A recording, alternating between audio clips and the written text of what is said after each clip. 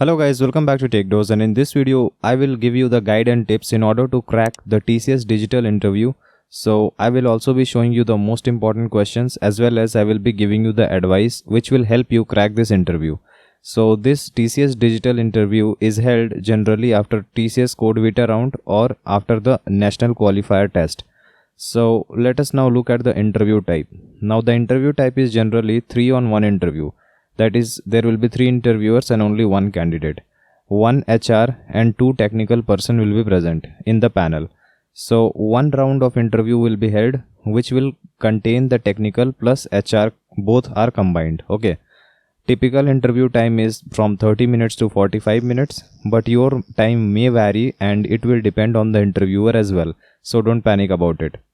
Now let us look at some important questions which you may be asked. So the first type of question is based on the previous round, which is the TCS Code Vita round or your national qualifier test. So whatever questions you have solved or unsolved in the first round, based on that you might be asked some questions. The first question is explain the algorithm for the solved codes. Like in the TCS Code Vita, let's say you had 6 questions and out of these 6 questions you have solved only 2 questions. So you might be asked to explain what all questions have you solved and what are the algorithms you used, and then there may be some follow-up questions for that algorithms as well. So you should be well prepared for this. Now, did you read all the questions? So this is one very important question, because if you ask a very good programmer, then he will always advise you that you should read at least all the questions, because the questions might be shuffled and the later half of the questions may contain easier questions which you would have been able to solve. So first you should read all the questions and then you should decide what all questions should you pick first in order to solve it. So this is a very good habit. That is why in order to check that habit, you might be asked about did you read all the questions, and so based on that you might be asked to explain the questions which you got. Okay, now this is just the follow-up question part which I told you. Now the next follow-up question is about optimizations for your solved problem. So did you think of any optimization for the solved problem? Well, whatever problem you have solved, there might be some other solution which runs faster. Okay, but both of them will get accepted according to the time constraints. So if there is any better algorithm, then did you try to think of it? You might be asked to optimize your own solution, whatever you did and what you can do in order to optimize it. So this is also an important question. And another one is, how many questions were you confident to solve? So let's say you sat for TCS Code Vita and then he is asking out of these 6 questions, how many were you confident to solve even before the examination? So in this case, you should not say that I was confident that I will solve 3 or I will solve 2, something like that. Don't try to give any figures. Okay, you should answer it diplomatically. You should answer like, it depends on the questions. If the questions were very difficult, then I would not have been able to answer anything. If the questions were very easy, then it might be the case that you would have solved everything.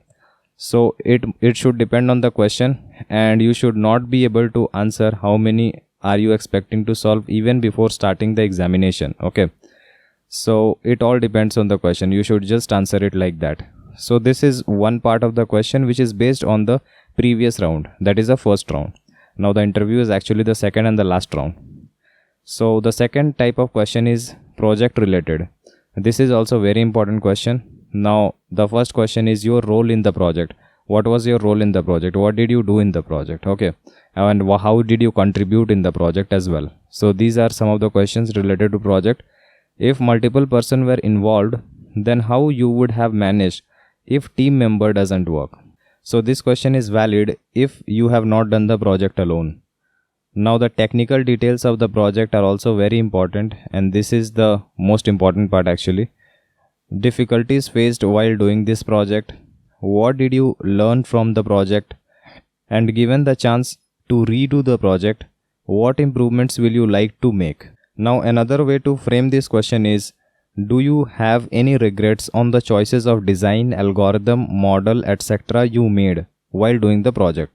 So when you are preparing your project, then if something clicks into your mind that you could have done this in order to improve that project, then you should remember it and you should write it somewhere, because this can be asked in any company interview about the improvements on your project. Okay, So this is all related to project. The third point is awareness about all the trending technologies. So there are many trending technologies like cryptocurrency, Internet of Things, big data, data mining, cloud, machine learning and artificial intelligence, and there are many more technologies as well. You can just Google it in order to find. Now the related questions which they can ask is, what is the given technology? Like if you are talking about, let's say, machine learning, then what is machine learning? Second question can be, how many types of machine learning algorithms can be there, or how many do you know? One such field is, let's say, natural language processing. Okay. Now the follow-up question can be about the application. Let's say we are talking about machine learning. So what applications can we make from it in order to improve our lifestyle, or how this algorithm or how this field is helpful for human beings or anything like that. Okay, so what is the application?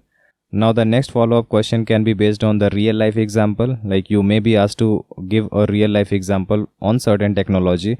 Let's say for speech recognition, you will say that Google Assistant is using speech recognition in order to convert your own speech into English language or any language. Okay, so using that, it will convert voice into text. So this is one such application. You should be knowing all these stuffs, and you should familiarize yourself with new technologies. So this is also very important. Fourth point is that application based questions can be asked, like, do you know SQL or app development or web development or something like that? If you haven't done any application based work, then you should speak the truth and you should skip this question only. If you say that you haven't done any application based work, then this question will be skipped. Otherwise, if you have done something in this field, then you should say yes. And the follow-up question will be, what did you design? And you will say, I designed this and this. Like if you have done something on web development, then you can say, what did you design? Then the next technical follow-up questions will come. Okay, so if you have not designed and if you say that you have designed, then you will not be able to answer these technical follow-up questions. Okay, or the very specific questions which comes when they ask about your project. Okay, so don't fake. Now the fifth type is, what is your strong programming language? There are many languages like C++, Java, Python and many others. So you should mention the language in which you are programming actually. So you need to also mention about the level of your knowledge. And you should not say that you are very good at something, like you are very good at C++. Otherwise they might ask you some hard questions which you will not be able to answer. So you should always be at less than equals to medium level. So whatever language you code will be of medium level. Let's say you are coding in C++, then C++ will be in medium level and the rest will go to basics. But some of you must be having very good experience with multiple languages, then you can mention multiple languages at medium level, but don't go beyond medium level, otherwise you won't be able to answer. So the follow-up questions can also come depending on what did you say, and if you say medium level, then the questions can be from easy to medium level only. And I will advise that during an interview, be humble and speak truth. This will increase your chances of getting hired. Now the next point is, what types of DSA questions are asked? So generally basic level DSA questions are asked, and the common topics are searching, sorting, arrays, linked list, strings, etc. So no difficult question will be asked. The level of questions will be from easy to medium level.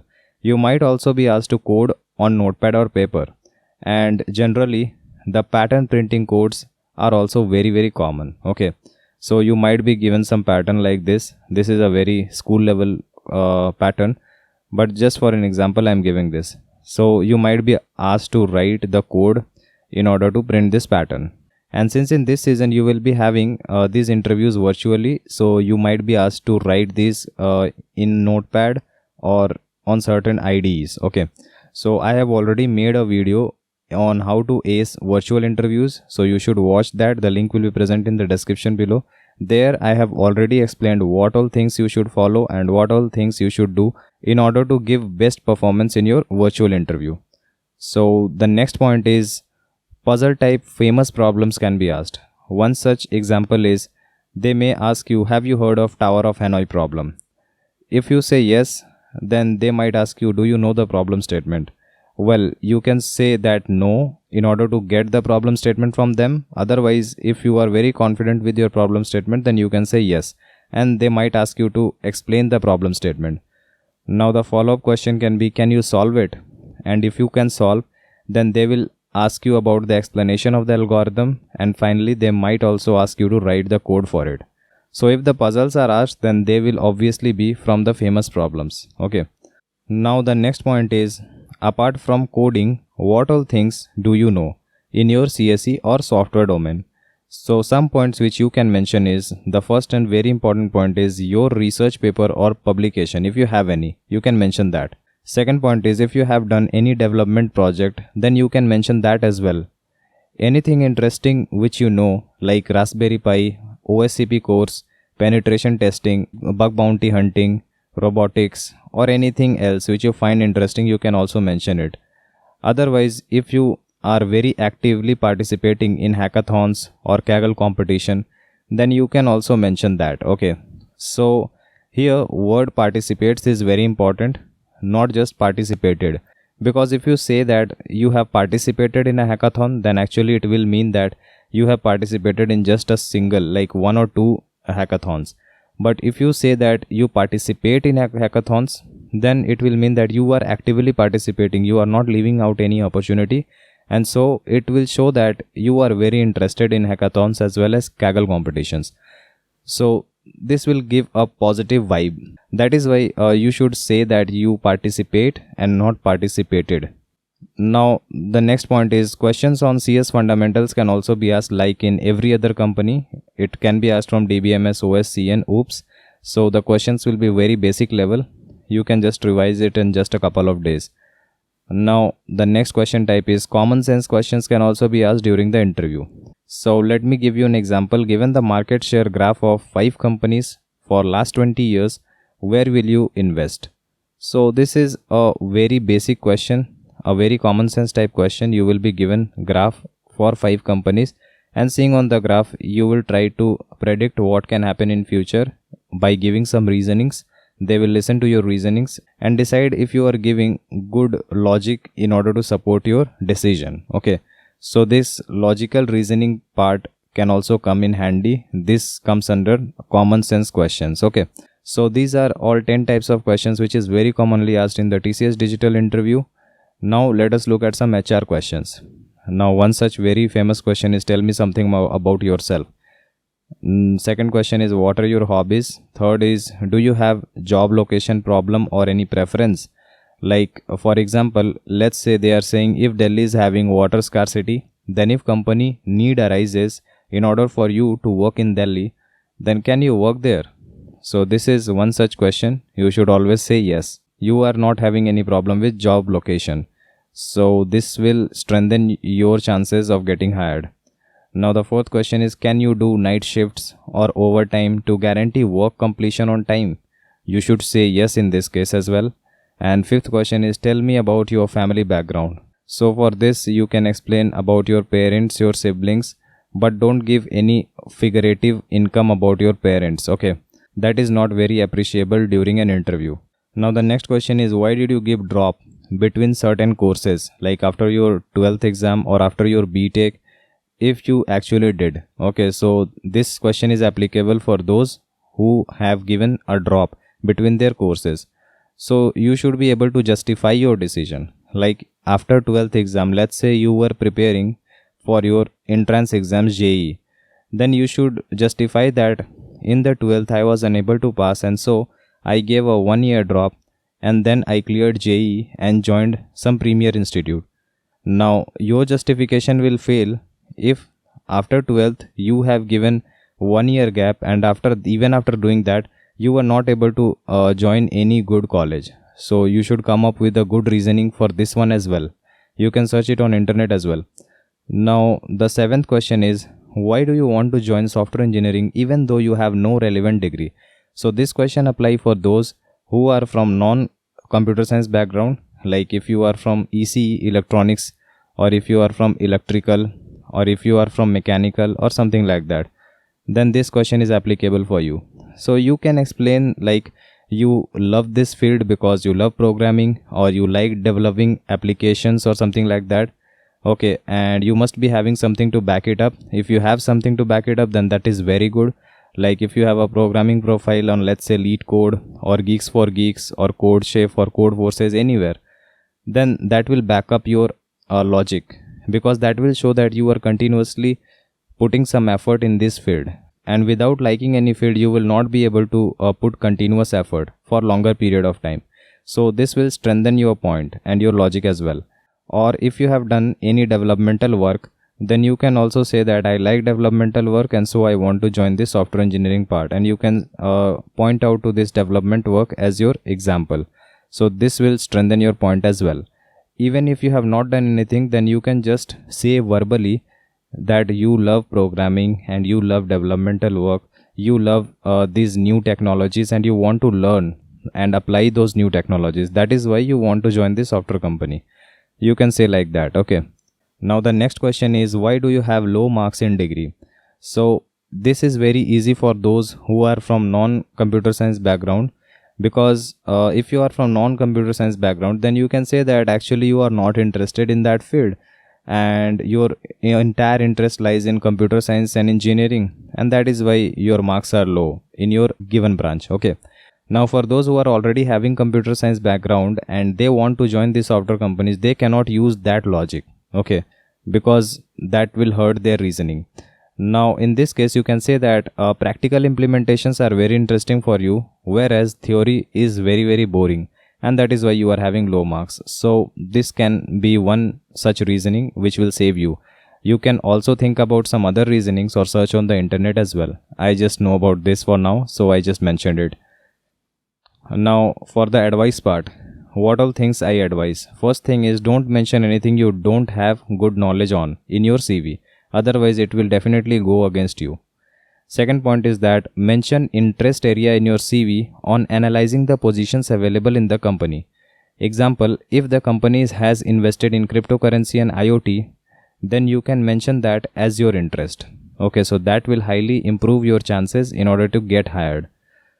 The third point is, read articles and blogs on whatever area you have mentioned as your interest area, because if you read more and more articles and blogs, then you will get more knowledge, because whenever you mention something as your interest area, then you will be asked some follow-up questions, and if you do not read articles and blogs, then you will not be able to answer it. Then the interviewer will understand that you have just written it casually and you do not actually mean it. Okay.